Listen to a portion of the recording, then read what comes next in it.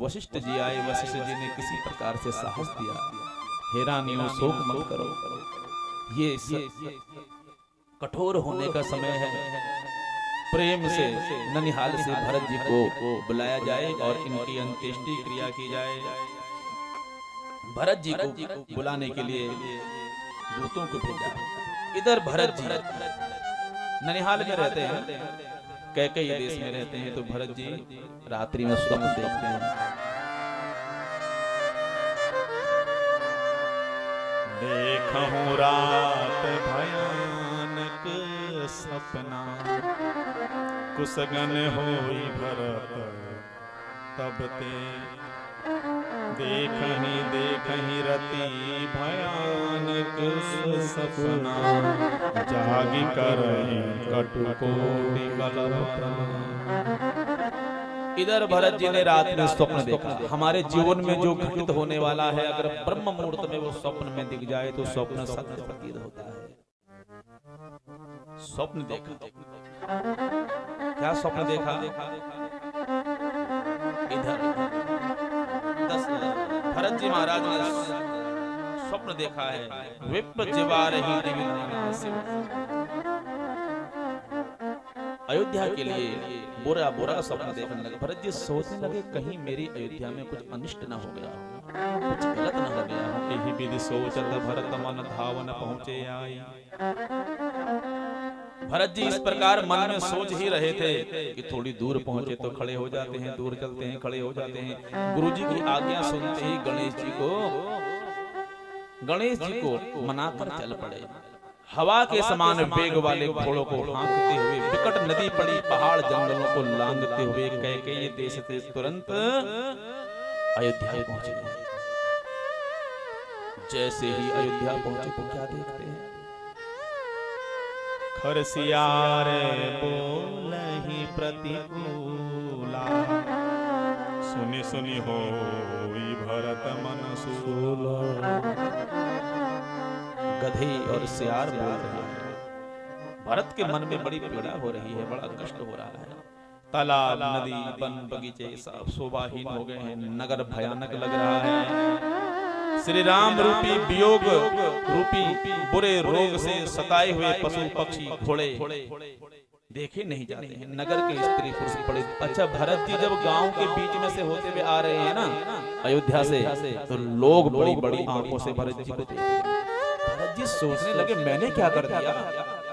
ये सब मुझे इतने बुरे भाव से क्यों देख रहे हैं? भरत जी को कुछ नहीं मालूम कि हमारी माता ने क्या कर दिया और हमारे पिताजी कहाँ हैं। सब लोग भरत जी से मिलते हैं, लेकिन भरत जी को बड़ी बुरी भावना से देखते हैं। भरत जी अपनी माता के पास पहुंचे, माता को प्रणाम किया। सजी आरती मुदित उठ धाई, द्वारे ही भेटी भवन ले आई। सजनों, कैकेयी कितनी कुटिल है। जैसे ही देखा कि मेरा पुत्र आ गया तो आरती की थाली सजा के लाई है, और साथ में ये मंदमती मंथरा भी है। शत्रुघ्न जी महाराज साथ में आरती करने लगी। सकल कुशल कही भरत सुनाई, पूछी निज कुल कुशल भलाई। भरत जी ने सब कुछ कुशल कह सुनाई। फिर अपने कुल की बात माता कैकेयी से पूछते हैं, हे माता, आज न जाने मेरा मन तुम्हें देखकर क्यों डर रहा है। हे मैया, मेरे पिताजी कहाँ हैं?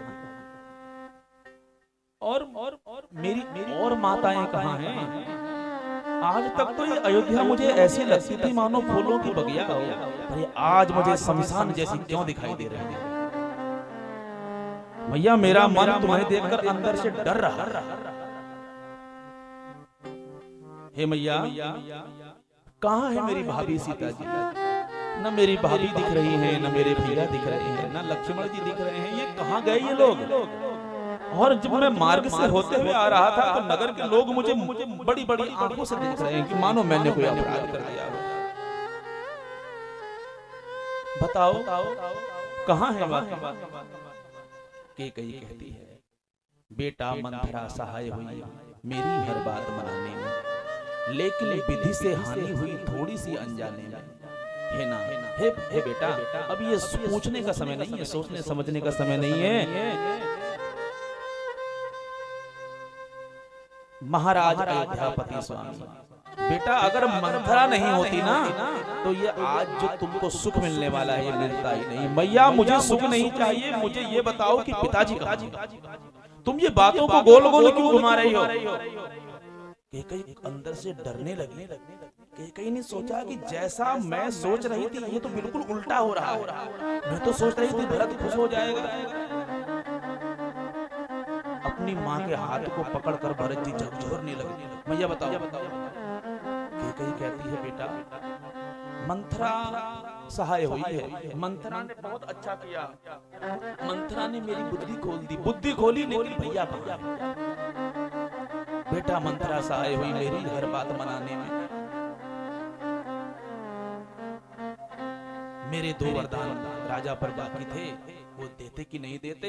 मंथरा ने मुझे बड़ी अच्छी बातें बताई, सो वो दोनों वरदान दे दिए। वरदान मैया कैसा वरदान, कौन सा वरदान और कहां का वरदान? मुझे कुछ नहीं मालूम। मैं जो आप पूछ रहा हूं आप वो बताओ। मेरे भैया और पिताजी कहां हैं? पिताजी क्यों नहीं दिख रहे? और तुम्हारे ये वस्त्र, आपको देखकर मुझे ऐसा क्यों नहीं लगता कि आप सुहागन हो? बेटा सब कुछ ठीक चल रहा था, मैंने पहले वरदान से तुमको अयोध्या का राज मांगा। भरत जी कांप गए अंदर से। मैया अयोध्या का राज मेरे लिए, मेरे पिताजी के होते हुए, मेरे बड़े भैया के होते हुए तूने अयोध्या का राज मांग लिया? अरे तुझे किसी ने रोका कि नहीं रोका? मैं अभी पिताजी से कहूंगा और मुझे ये राज चाहिए ही नहीं। लेकिन थोड़ी सी हानि हुई बेटा विधि से अनजाने में, लेकिन पुत्र एक हानि हो गई। जब मैंने दूसरा पहले वरदान से तुमको राजपाट मांगा और दूसरे वरदान से तुम्हारे बड़े भैया राम जी को 14 वर्ष का वनवास, 14 वर्षों का वनवास भैया राम को जैसे ही सुना तो भरत जी महाराज घुटनों पे गिर पड़े। चलत न देखूं पायूं धीरज धरी भरी ले हूं सांस, लंबी लंबी सांस लेने लगे भरत जी। सहित समाज राजकुमार भरत जी सहम गए। अरे दुष्टा, तूने ये क्या कर दिया? मेरे पिताजी कहाँ? पुत्र इसी शोक में, राम के वियोग में तुम्हारे पिता का स्वर्गवास हो गया। हाथ कह के भरत जी महाराज भूमि में गिर पड़े। धीरज धरी भरी ले हूं सांस,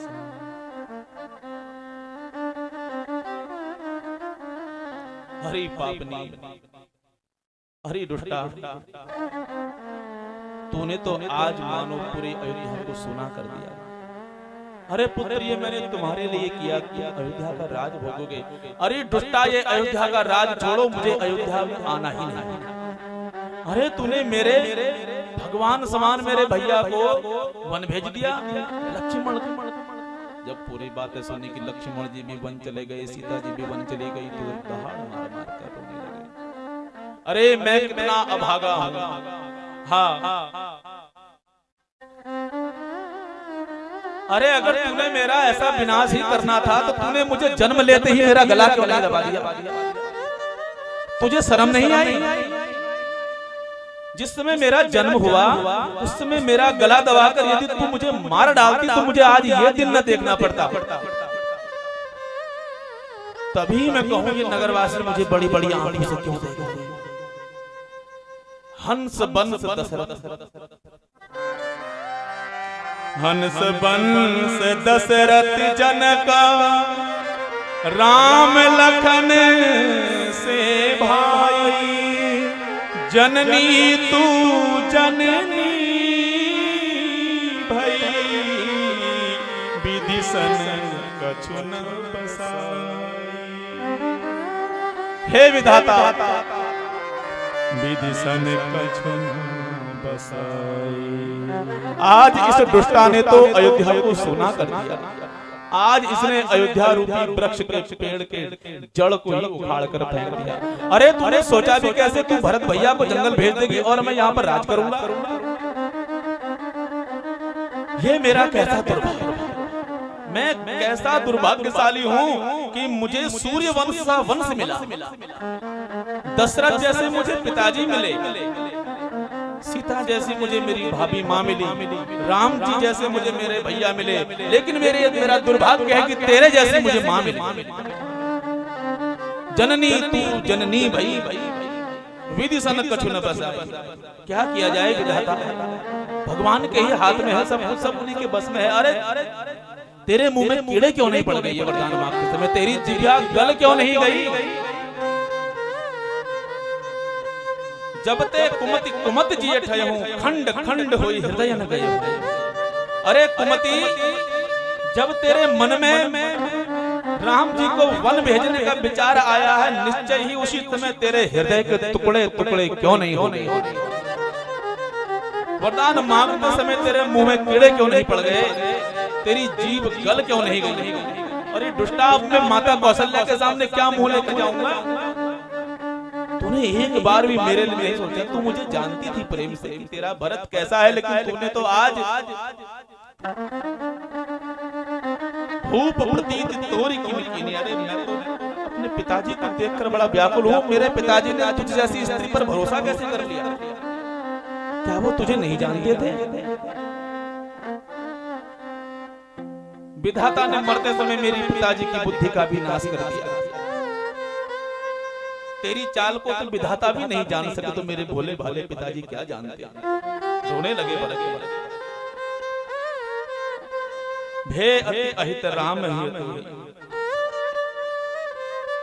भरत जी रोने लगे। मैं कैसा अभागा हूं, मेरे भैया भी मुझे छोड़कर चले गए, मेरी भाभी माँ भी मुझे छोड़कर चली गई, लक्ष्मण भी मुझे छोड़कर चला गया, और मैं इस दुष्टा के साथ आज यहाँ पर अकेले रुका हुआ हूं। भरत जी ने दोबारा कभी अपनी माँ को माँ शब्द से नहीं पुकारा। जब वनवास से वापस आए ना, राम जी ने कहा कि भरत, मैं तुमसे कुछ मांगना चाहता हूँ, क्या मुझे दोगे? भरत जी कहते हैं, आप भैया जो कुछ मांगो मैं दे दूंगा, लेकिन केकई को माँ बोलने के लिए मत कहना। मैं केकई को माँ नहीं कहूंगा, वो माँ नहीं है, मैं उसके गर्भ से जन्म ही लिया हूँ, ये मेरा दुर्भाग्य है। अरे दुष्टा, जब मैं पैदा हुआ ना, तूने मेरा गला दबा दिया होता तो मुझे ये दिन न देखना पड़ता। अब मैं माता के सामने क्या मुंह लेके जाऊं? इतने में ये पूजा की थाली लेके आ गई कुब्जा। शत्रुघ्न जी ने देखा तो होंठ काटने लगे दांतों से और क्रोध में आ गए। ऊपर टोटे पूर्ण कपारू, दलित दसन मुकरुदर पचारू। एक लात जमाए के मारी तो जो छटक के गई आ गई, दांत टूट गए, मस्तक पर चोट के चिन्ह उभर आए, रोने लगी। अरे भैया, उपकार का बदला तो लाते ही लाती है। भाग छूटी वहां से। शत्रु भरत जी महाराज रोते हुए अपनी माँ के पास गए और माता को अपने कंठ से लगा लिया।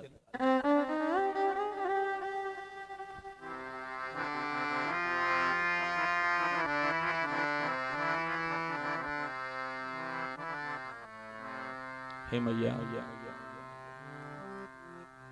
मैं माफी के लायक तो नहीं हूं, क्या तुम मुझे माफ करोगी? क्या तुम मुझे क्षमा कर सकती हो? मैं तुम्हारा, मैं हतभागी हूं मैया। न जाने इस दुर्बुद्धि की बुद्धि किसने फेर दी। आज ऐसा क्या हो गया? आज अयोध्या जो बिल्कुल फूलों का उद्यान लगती थी, वो आज शमशान जैसी प्रसिद्ध हो रही है। माता कौशल्या ने साहस दिया। माता कहती है कि पुत्र, तुम धन्य हो, धन्य है मेरा राम और धन्य है तुम्हारे पिता कि तुम जैसे पुत्र पाए।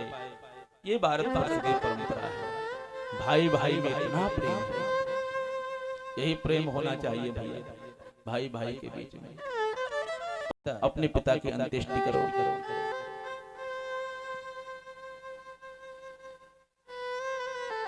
दुनिया में कैसे कैसे मुख दिखा देते हैं लोग, सगे भाई को जहर हंस के पिला देते हैं लोग। जमीन जायदाद के लिए, पैसे के लिए लोग सगे भाई को गोली मारने से पीछे नहीं हटते आजकल। लेकिन एक समय हमारे भारतवर्ष का इतिहास है, जहां चक्रवर्ती सम्राट अयोध्या का पूरा राजपाट भरत जी ने क्षण भर में त्याग दिया। पिता की अंत्येष्टि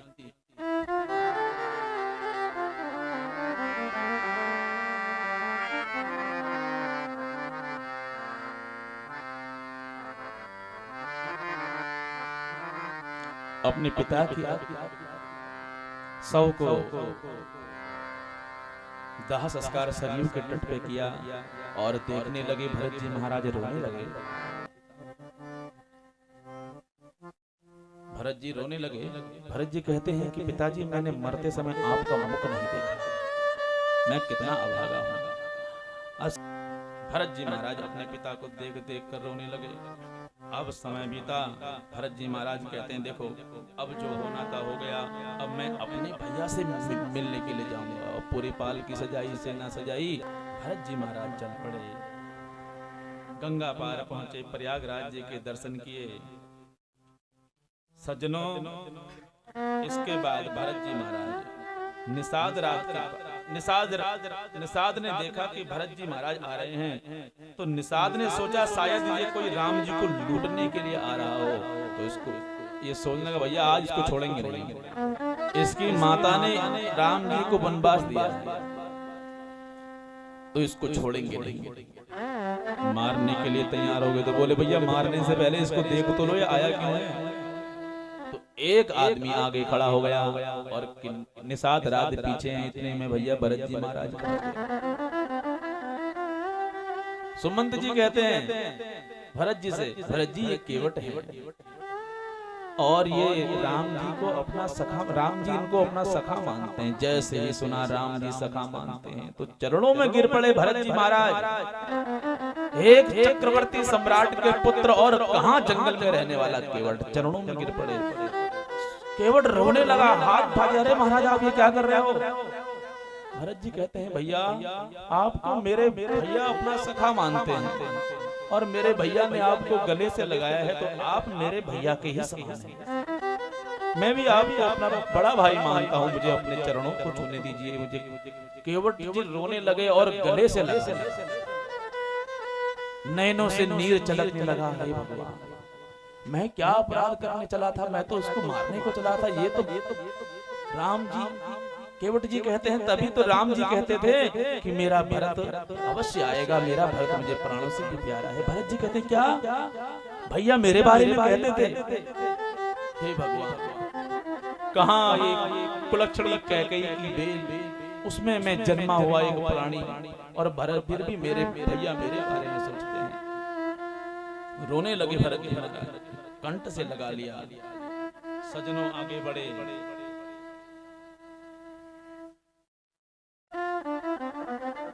1 घंटा 45 मिनट, लगभग 4 घड़ी में गंगा जी को पार किया। अच्छा, जनक जी गए हैं और सुनैना जी गई हैं, कौशल्या, केकई, सुमित्रा, सुमंत, नगर के जितने पुरवासी हैं भरत जी महाराज सबको ले गए हैं। किसी ने कहा कि भैया नंगे पैर गए हैं, तो भरत जी महाराज ने अपने वस्त्र, अपने जितना वनवासी बन के गए हैं और वस्त्र खड़ाऊ वहीं पर रख दिए, आगे बढ़े। इधर माता जानकी जी ने रात्रि में स्वप्न देखा और राम जी से कहती है कि स्वामी गत रात्रि में मैंने स्वप्न देखा है। क्या स्वप्न देखा आपने? स्वप्न में मैं ये देखती हूँ कि अयोध्या में काले बादल छाए हुए हैं और भरत सेना सहित यहाँ आ रहे हैं और साथ में दुखित सासू भी साथ में हैं, दुखित माताएं भी साथ में हैं। लक्ष्मण जी ने सोचा सुना तो लक्ष्मण जी कहते हैं भैया मैं जानता था उस भरत को, वो भी अपनी माँ की तरह, जैसी माँ वैसा बेटा, मैं छोड़ूंगा नहीं इसको। मैं अपना पुराना क्रोध आज प्रकट करके इस भरत को राख का ढेर बना दूंगा, मैं इसे नहीं छोड़ूंगा। इसी की माँ की करतूत है ना। जो हमको वन में आना पड़ा, आज मैं इसे नहीं छोड़ूंगा। राम जी ने समझाया, इतने में आकाशवाणी होती है, अनुचित उचित काज किछु हो, समुझी करें भल का सबको। 230।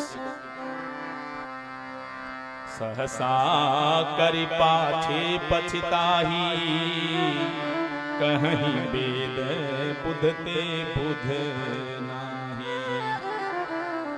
आकाशवाणी कहती है, हे लक्ष्मण, तुम्हारे शौर्य को सलाम है, लेकिन ध्यान रहे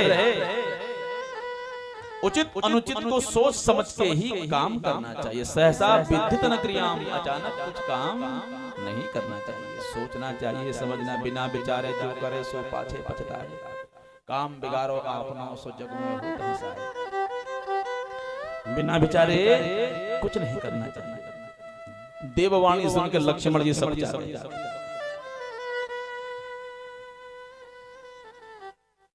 सहसा विद्युत न क्रियाम। राम जी कहते हैं, लक्ष्मण मैं तुमको एक बात बताऊं। लक्ष्मण जी कहते हैं, मैं इसकी मां के तरह इसको भी राजमद आ गया। एक तो राजा बन गया और इसने सोचा कि जंगल में हैं ये दोनों, इनको भी मारना। लेकिन ये नहीं जानता कि इनके साथ, राम जी के साथ इनका छोटा भाई है। मैं आज भरत को इसके पूरे परिवार के साथ उड़ा दूंगा, छोड़ूंगा नहीं। भरत जी के लक्ष्य राम जी कहते हैं, देखो भरत लक्ष्मण, सूर्य भगवान पश्चिम से उदय हो सकते हैं। सूर्य भगवान पश्चिम से उदय हो सकते हैं। आकाश चाहे बादलों में छिप सकता है, गायों के खुर से समुद्र बन सकता है, पृथ्वी चाहे अपना स्वाभाविक गुण छोड़ सकती है, लेकिन भरत को राजमद हो जाए ये नहीं हो सकता। भरत को राजमद, राज्य का अभिमान हो ही नहीं, मैं नहीं मानता। मच्छर की फूंक से सुमेरु पर्वत एक बार को उड़ सकता है और भरत को राजमद हो जाए ऐसा कभी नहीं हो सकता। हे लक्ष्मण, मैं तुम्हारी और पिताजी की सौगंध खाकर कहता हूँ कि भरत जैसा पवित्र भाई संसार में दूसरा नहीं है।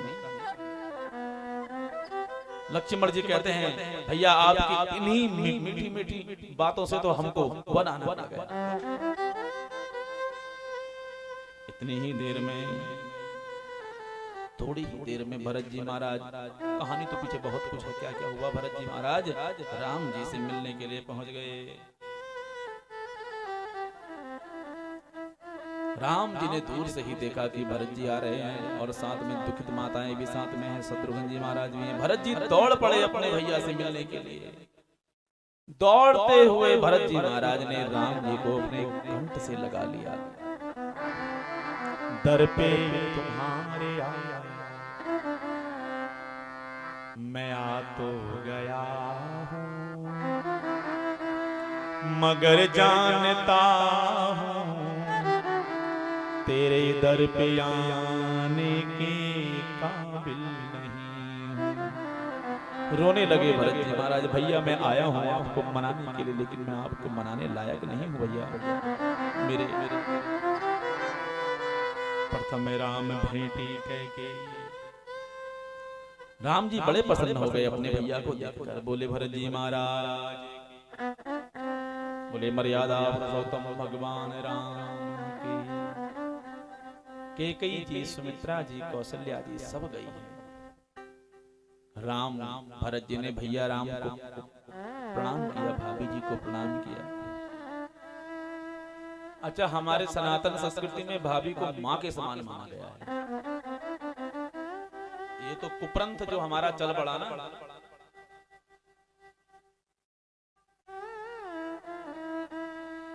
नहीं तो भाभी माँ के समान है। भाभी को प्रणाम किया, लक्ष्मण जी ने भरत जी को प्रणाम किया, शत्रुघ्न जी ने लक्ष्मण जी को प्रणाम किया। राम जी ने किसको प्रणाम किया? राम जी ने सबसे पहले केकई माता को प्रणाम किया। रसिक लोग कहते हैं भैया राम जी कैकेयी ने तो वनवास दिया है, तो फिर राम जी ने कैकेयी को क्यों प्रणाम किया?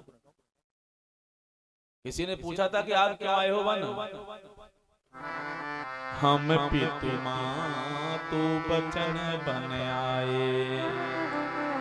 राम जी कहते हैं हम पिताजी की आज्ञा को मानकर जंगल में आए हैं, माता की आज्ञा को मानकर नहीं आए हैं। क्योंकि अच्छा वनवास दिया किसने? माता ने। और कहा किसने? इन्होंने, पिताजी ने दिया। क्यों नहीं कहते हैं?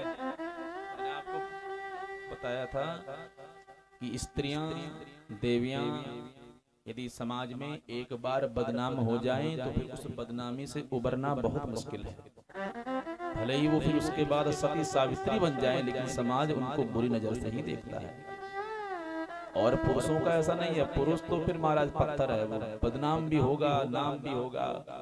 राम जी जानते हैं, इसलिए अपनी माता का अपमान नहीं करना चाहते हैं। माता को प्रणाम किया सबसे पहले, कैकेयी मैया को, ताकि कैकेयी मैया को ऐसा ना लगे कि कहीं मेरा राम मुझसे नाराज है। राम जी कहते हैं कि हे मैया, मैं तो बड़ा भाग्यवान हूं कि मुझे तुम जैसी माता मिली है। और वास्तव में राम कथा में सबसे विशेष यदि कोई है तो कैकेयी मैया है। पूरा ठीटरा कैकेयी के सर में फूटा। राम जी ने रावण को मारा, पूरी कहानी वनवास में हुई, लेकिन ठीटरा किसके सिर में फूटा? कैकेयी। आज भी लोग अपनी बेटियों का नाम कैकेयी नहीं रखेंगे। रखेगा कोई बेटी का नाम कैकेयी? नहीं। क्योंकि कैकेयी जी ने पूरा अपयश अपने सर ले लिया ना। प्रथम राम भेंटी कैकेयी, सजनों समय बीता, माता सुमित्रा को प्रणाम किया और सबसे बाद में अपनी माता कौशल्या को प्रणाम किया। यही एक धीरवान पुरुष के लक्षण हैं, जो सबसे उसका घनिष्ठ हो उससे सबसे बाद में मिले, जिसको वो पहचानता तक ना हो, जिसने सबसे बुरा काम किया उसको सबसे पहले मिलना चाहिए, ताकि समाज, यही एक राजा के लक्षण हैं, श्रेष्ठ राजा के लक्षण हैं ये। अपनी माँ से तो सभी मिलते हैं, जिसने वनवास दिया है उससे मिलो तो बात है। राम जी मिले, लगे कहन उपदेश अनेका। जैसे ही माता का वेश देखा, रंगीली साड़ी की जगह सफेद साड़ी पहनी हुई है, तो पूछने लगे कि पिताजी कुशल से हैं? वशिष्ठ जी कहते हैं कि पुत्र, तुम्हारे वियोग में तुम्हारे पिताजी ने प्राणों का त्याग कर दिया। इतना सुना तो राम जी भूमि पे गिर पड़े। जानकी जी रोने लगी, लक्ष्मण जी रोने लगे। हा पितु मातु मोहि तुम त्यागे। हे पिताजी, आप अंतिम समय में मुझको छोड़ के कहाँ गए? यही बासर विधवासर बीते चारी, राम निरख नर नारी सुखारी। चलन तुम ही नहीं देखन पायो। हे नाथ, मैं जाते समय आपको नहीं देख पाया। मैं कैसा अभागा हूँ जो मैं अपने पिताजी को मरते समय नहीं देख पाया। अच्छा, राम भरत जी महाराज कुछ समय तक वहीं रहे। उसके बाद भरत जी महाराज कहते हैं राम जी से कि हे राम, हे भैया, अब आप घर को लौट चलो। अब पिताजी की आज्ञा आपके लिए है, जितना आप रह लिए, अब बाकी समय तक मैं वनवास में रहूंगा। राम जी कहते हैं भैया आज्ञा तो मेरे लिए है, तो मैं ही रहूंगा, आप घर जाओ और अयोध्या का राज संभालो। राम जी कहते हैं अयोध्या का राज? भैया मैं तुम्हारे बिना अयोध्या में तक नहीं जाऊंगा। कहाँ राज की बात करते हो आप? मैं कहीं नहीं जाऊंगा। जबरदस्ती करी, लेकिन राम जी दोनों पिता के वचन को मानने वाले हैं। भरत जी कहते हैं देखो भैया, आप ना आओ, लेकिन मैं राजपद पर नहीं बैठूंगा। मैं कैकेयी की माँ हो, कैकेयी का पुत्र होने का कलंक तो लगा ही चुका हूँ, लेकिन फिर राज में बैठ जाऊं तो इससे बड़ा कलंक और क्या होगा।